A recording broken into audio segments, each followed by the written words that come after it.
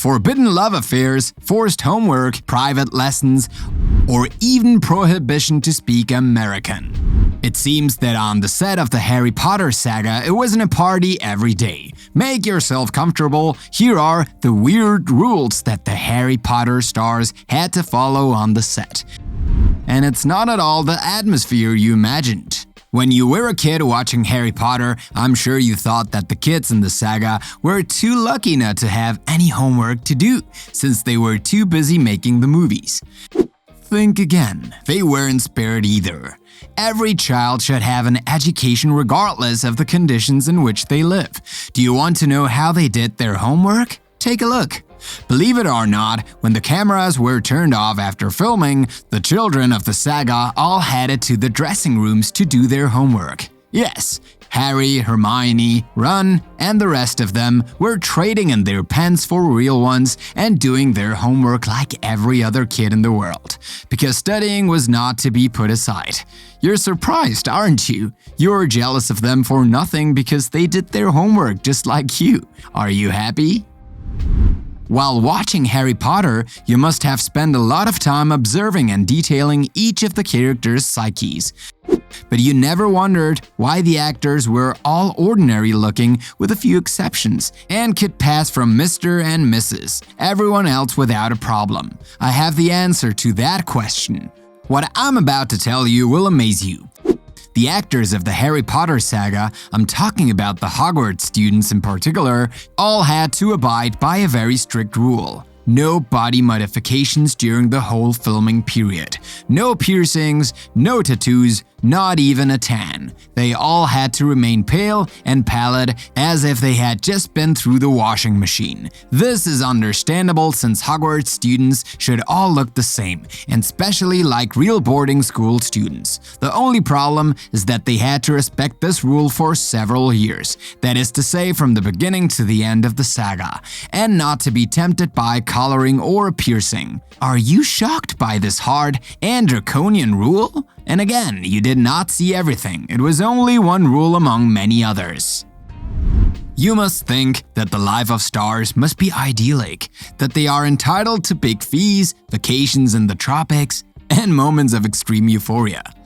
This may be true for all the stars in the world, but not for the Harry Potter stars. Want to know why?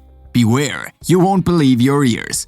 The production of the Harry Potter saga has made its actors sign contracts with very strict clauses, among them the formal prohibition to practice some dangerous physical activities.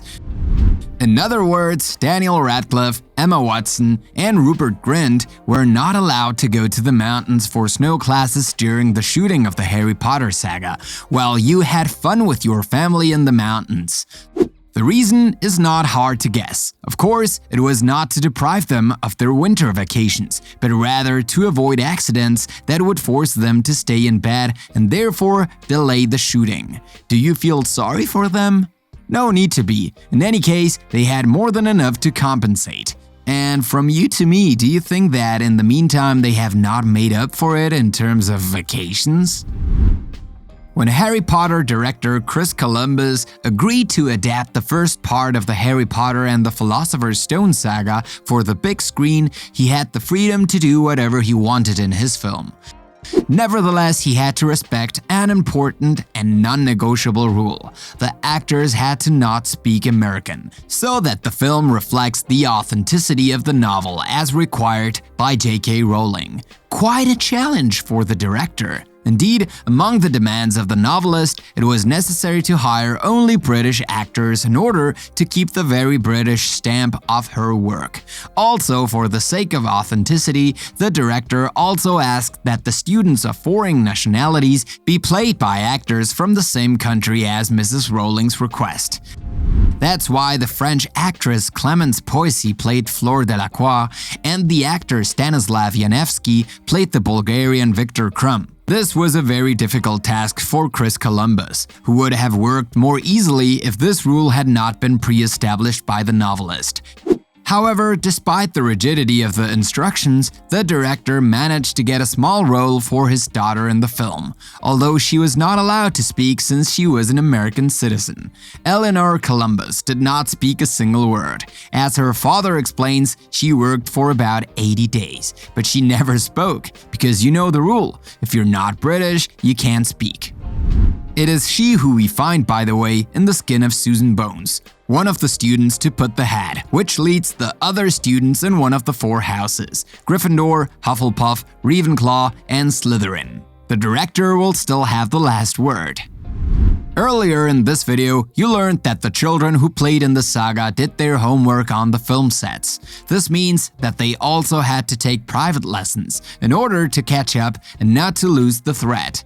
Of course, we're not talking about magic lessons, but language and arithmetic lessons like all the kids in the world. But when you live in Hogwarts, or rather on the film sets, it is very complicated to get to school. So to make up for their lack of schooling, all the children in the film had 3 to 5 hours of private tutoring per day, which is quite a lot. Even worse, to avoid falling behind their schoolmates, the kids in Harry Potter even did crash courses to get ahead. So they had much more drastic schedules than the adults in the film. And then 5 hours of class a day isn't much fun next to magic class. But on the other hand, since they weren't allowed to shoot more than a certain number of hours per day either, they were allowed an hour lunch break as well as a 15-minute break at the end of each hour, which balanced the scales a bit. It may seem too hard for them, but it was only the way they would not lose their school year and be able to move on to the next year without problems. At the time of the filming of the saga, the children of Harry Potter had to make some concessions on their private lives, on their schooling, and to deviate from some rules. They had found solutions to all the problems except the one of the labor law. They had to obtain the right to work more than a certain number of hours, since British law at the time forbade children to work more than 4 hours in a day. 4 hours was not enough time to pack up quickly. So the production made a special request that the law be exceptionally suspended for the time of the shooting. As a result, the British Labour Code was adjusted for the first part of the Harry Potter series, to allow Daniel Radcliffe, Emma Watson, and Rupert Grint, who were minors at the time, to extend their shooting hours. The only problem was that the children were very tired at the end of the day. So in order to finish everything on time, the production had to use some subterfuges to double Harry Potter, Hermione Granger, and Ron Weasley, in particular by putting in their place other small people with wigs and by filming them from behind. In the meantime, the children could go and rest or go about their school activities. When Alfonso Cuarón took the reins of the direction of the third opus of the wise Harry Potter, he decided that the direction this time was not going to happen like the first 2 films.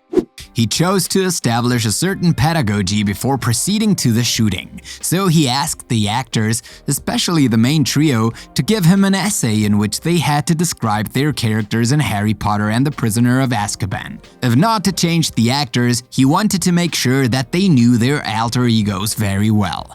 Emma Watson would have given a very detailed essay of about 15 pages, which is normal for the first of the class. Daniel Radcliffe, who lives in the skin of Harry, gave a concise text of 1 page, but which was apparently very relevant. He did not want to break his head, while Rupert Grint refused to play the game and simply did not give anything. Either way, Ron would have done the same in the film. That in itself is proof enough that Rupert knew his character very well. I guess Alfonso Cuarón must have gotten the wrath of the trio of actors who didn't appreciate this inappropriate request, but apparently it was an evil for a good. It allowed him to get to the bottom of it. When you see Harry Potter, or rather Daniel Radcliffe, when you see his little face, his little fuse, his nerdly glasses, you find it hard to believe that the actor had dark moments during the shootings. I am sure you would like to know what I'm talking about. I tell you, but you'll be saying goodbye to the angelic image you had of the British actor. Contrary to what you might think, the Harry Potter star was not easy to live with during the filming. He even gave the production a hard time. Daniel Radcliffe would have confided a few years ago that he had a big addiction for alcohol at the time he was shooting Harry Potter and the Half-Blood Prince, released in 2009. According to his own words, the actor would have already gone to the film sets completely drunk. He also said that there were several scenes where the most observant could notice his absence. The cause of all this? The fear of an uncertain future. Frankly, when you know how to make magic, you should not be afraid of anything. Joking aside, the British actor has suffered a lot, and for a long time, which has jeopardized his career as an actor. We understand better the origin of his fear. Are you shocked by this hidden facet of the actor? Don't be. We all have our dark sides and our demons. Anyway, this is from a very long time ago. Since August 2010, Daniel Radcliffe has recovered his sobriety and has completely cured his addiction. So, be reassured. As soon as they walked through the doors of the studios and Poutlard, the actors had to respect a lot of strict rules. One of them was a strict prohibition on having romantic relationships on the set. We're not talking about relationships in front of the camera. We're talking about those that could eventually happen behind the scenes. A difficult rule to respect when you are in your prime. The three principal actors never put themselves in couple with one of their partners of play. However, other actors would have been pricked by the arrows of the love and would have had some love affairs on the sets. We think in particular of Evanna Lynch and Robbie Jarvis, interpreters of Luna Lovegood and James Potter, who would have maintained a secret relationship for a long time. We also think of Tom Felton and Jade Olivia, who met before the shooting and who had the possibility of interpreting a couple on screen the time of some minutes. Actors Bonnie Wright and Jamie Campbell Bower were also smitten with each other while filming Deathly Hallows, or Ginny Weasley and Gellert Grindelwald, who were reportedly even engaged in 2011 and broke up a year later. The funniest thing is that Daniel Radcliffe and Rupert Grint would have already confided that they were in love with Emma Watson. But since they were not supposed to deviate from the rule, they quickly abandoned the idea. Good students apparently. Of course, falling in love and not being able to live your story is the most frustrating thing that can exist. But don't worry, that didn't stop them from finding love outside the set. So, what do you think of these weird rules that the stars of the Harry Potter saga had to follow? Tell us which one you find the strangest and the most difficult to apply. And if you like this video, don't forget to put a like, subscribe to the channel, and activate the bell to receive all the notifications and not miss anything of our next contents.